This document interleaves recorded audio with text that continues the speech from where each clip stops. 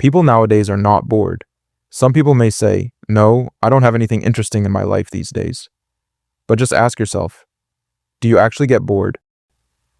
People check their phones all the time, maybe while walking on the street, maybe while waiting for the traffic signal to turn green. It's something that keeps happening again and again, but still, we ignore it.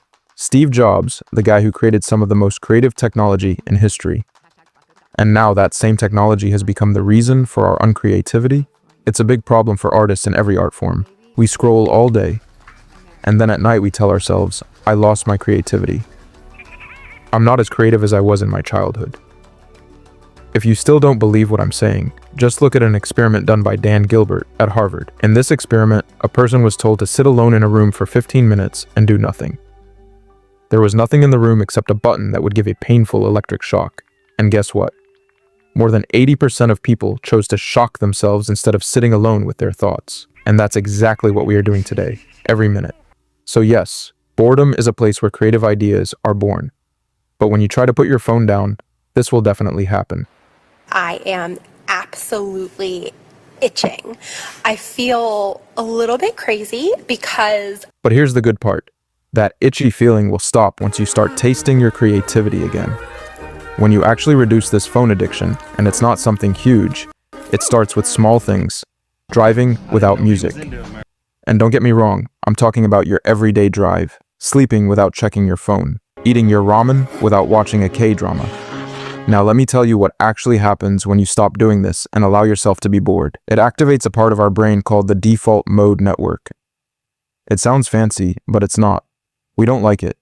It's the state when our brain is awake but at rest. Like I told you earlier, when you forget your phone at home and now you're sitting in the metro with nothing to do. That is when your brain enters the default mode network. And this is the reason, in the experiment by Dan Gilbert, people didn't like sitting alone. That uncomfortable feeling made them choose electric shocks instead of facing their own thoughts. But once you pass through that discomfort, something changes. You start finding more meaning in life. You become clearer about your future. You start getting more creative and unique ideas you never thought you could have. No matter which art form you belong to, believe me, if you learn to be bored, you will start having more fun in your art, in your life, and in your future. And what's interesting is this, the technology you avoid boredom with was itself born from boredom. Steve Jobs had opportunities to do other shallow things that many teenagers were doing at that time, but he chose to wander.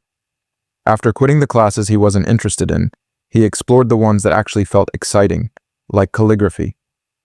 And later, he combined technology and art.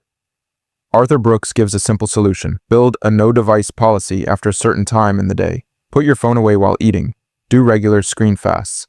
Yes, it will feel difficult in the beginning, but once you start doing it, you will feel something different. You will feel clearer.